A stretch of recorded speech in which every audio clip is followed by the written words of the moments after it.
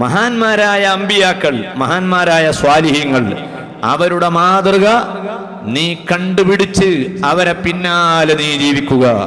ബഹുമാനപ്പെട്ട സയ്യിദുനാ റസൂലുള്ളാഹി സ്വല്ലല്ലാഹു അലൈഹി വസല്ലമയുടെ കാലം നബിയും സ്വഹാബത്തും ഒരു മജ്‌ലിസിൽ ഇരിക്കുമ്പോൾ ആ സദസ്സിലേക്ക് ഒരാൾ കയറി വരുന്നു. അയാൾ കയറി വരുന്നതിന് മുൻപ് തന്നെ ഹബീബായ സ്വല്ലല്ലാഹു അലൈഹി വസല്ലമ സ്വഹാബത്തിനോട് പറഞ്ഞു, യത്ലഉ ഇലൈക്കും റജുലുൻ മിൻ അഹ്ലിൽ ജന്ന. ഈ സദസ്സിലേക്ക് സ്വർഗത്തിൽ കടക്കുമെന്ന് ഉറപ്പുള്ള ഒരു വ്യക്തി വരുന്നുണ്ട്. സ്വഹാബിമാരെ, സ്വർഗത്ത് കടക്കുമെന്ന് ഉറപ്പുള്ള ഒരാൾ ഈ മജ്‌ലിസിലേക്ക് അടുത്ത സമയത്ത് വരുമെന്ന് ത്വാഹ റസൂലുള്ളാഹി. എല്ലാ മറഞ്ഞ കാര്യങ്ങളും അള്ളാഹു നബിക്ക് അറിയിച്ചു കൊടുക്കുകയാണ്. അറിയിച്ചതെല്ലാം നബിക്ക് അറിയും.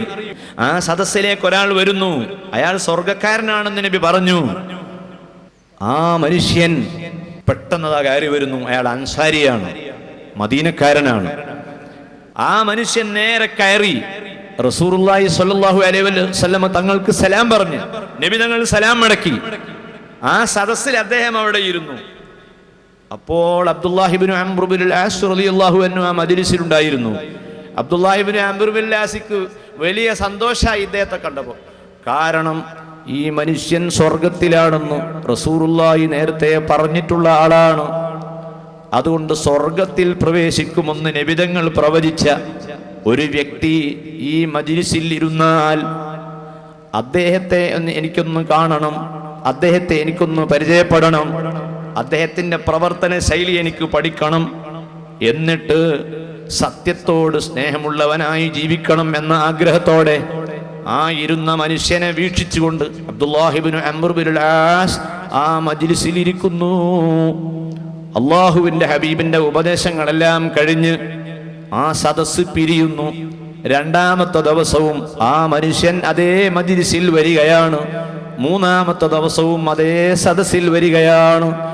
ഹുജ്ജത്തുൽ ഇസ്ലാം അബൂ ഹാമിദുൽ ഗസാലി തങ്ങൾ പറഞ്ഞതുപോലെ 3 ദിവസം ആഹാരം തീരെ കഴിക്കാതിരുന്നാൽ മനുഷ്യന്റെ ശരീരം ക്ഷയിക്കുന്നത് പോലെ സ്വാലിഹീങ്ങളോട് സഹവസിക്കാതെ 3 ദിവസം ഒരു മനുഷ്യന് കഴിഞ്ഞു പോയാൽ ആ മനുഷ്യന്റെ റൂഹ്, അവന്റെ ആത്മാവ് ക്ഷയിക്കുന്നതാണ്.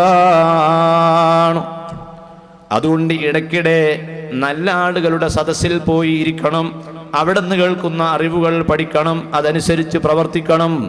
സ്വർഗമുണ്ടെന്ന് നബിതങ്ങൾ സന്തോഷ വാർത്ത അറിയിച്ച ഈ മനുഷ്യനോടുള്ള സ്നേഹം കൊണ്ട് അബ്ദുല്ലാഹിബ്നു അംർ ഇബ്നുൽ ആസ് അദ്ദേഹത്തെ ഇങ്ങനെ പിന്തുടരുകയാണ്. മൂന്നാമത്തെ ദിവസം ആ സദസ്സിൽ നിന്ന് ആ മനുഷ്യൻ പിരിഞ്ഞു പോകുമ്പോൾ അള്ളാഹുവിൻ്റെ ഹബീബായ നബി സല്ലല്ലാഹു അലൈഹി വസല്ലമയോട് അയാൾ പിരിഞ്ഞു പോകുമ്പോൾ അബ്ദുല്ലാഹിബ്നു അംർ ഇബ്നുൽ ആസ് ആ സഹോദരന്റെ അടുത്തേക്ക് ചെന്ന് ചോദിക്കുന്നു, ഞാൻ നിങ്ങളെ കൂടെ വരട്ടെ? ബാപ്പയും ഞാനും ചെറിയ ഇഷ്യൂ ഉണ്ട്. ബാപ്പയുടെ പേര് ബഹുമാനപ്പെട്ട അംർ ഇബ്നുൽ ആസ്. അംർ ഇബ്നുൽ ആസിന്റെ മകനാണ് അബ്ദുല്ലാഹിബ്നു അംർ ഇബ്നുൽ ആസ്. വീട്ടിലേക്ക് പോകാൻ നിർവാഹമില്ല.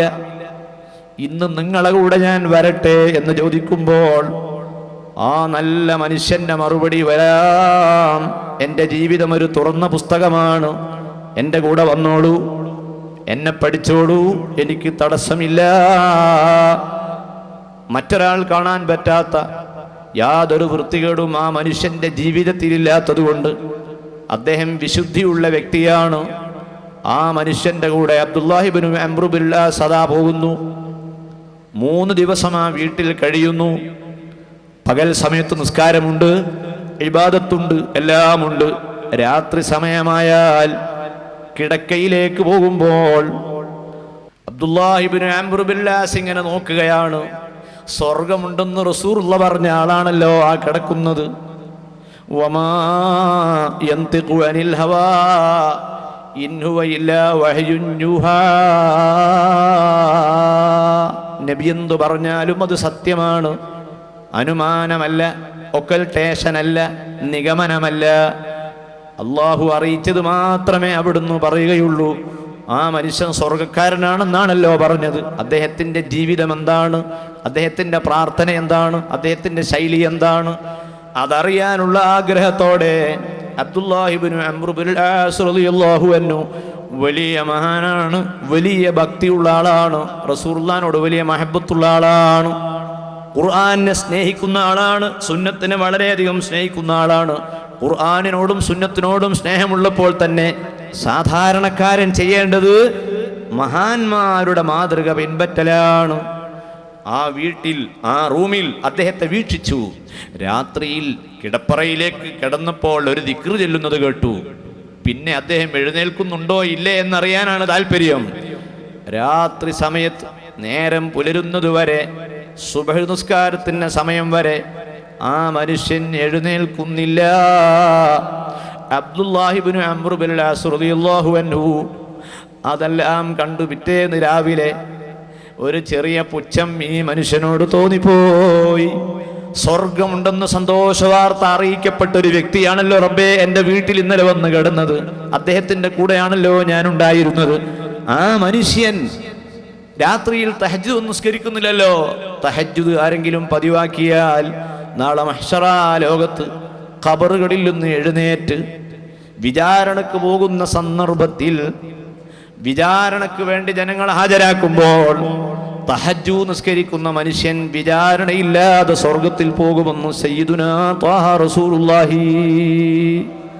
അപ്പൊ അത്ര മഹത്വമുള്ള ആ തഹജ്ജുദ് ഈ മനുഷ്യൻ നിസ്കരിക്കുന്നില്ല, പിന്നെ എങ്ങനെ അദ്ദേഹത്തിന് സ്വർഗം? എൻ്റെ മനസ്സിൽ അദ്ദേഹത്തോട് ഒരു ചെറിയ പുച്ഛം തോന്നിപ്പോയി.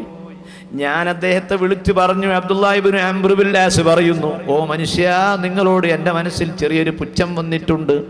ഉടനെ അദ്ദേഹത്തിൻ്റെ മറുപടി, ഓ സഹോദരാ, എൻ്റെ ജീവിതത്തിൽ ഞാനത് കൃത്യമായൊന്നും നിർവഹിക്കാറില്ല, എപ്പോഴെങ്കിലുമൊക്കെ നിസ്കരിക്കാറുണ്ട് സുന്നത്ത് നിസ്കാരം, എന്നാൽ ഫർളായ നിസ്കാരങ്ങൾ ഞാൻ ഒഴിവാക്കാറില്ല. സകാത്ത് എന്ന ബാധ്യത ഞാൻ കൃത്യമായി പാലിക്കാറുണ്ട്. ഇസ്ലാം മതം നിർബന്ധമാക്കിയ മുഴുവൻ കാര്യങ്ങളും ഞാൻ പാലിക്കാറുണ്ട്. പല സുന്നത്തുകളും ഞാൻ എടുക്കാറുണ്ട്. അല്ല സഹോദരാ, നിനക്ക് സ്വർഗമുണ്ടെന്ന് ഹബീബായ റസൂലുള്ള പറഞ്ഞല്ലോ, അതിൻ്റെ കാരണം എന്താണ്?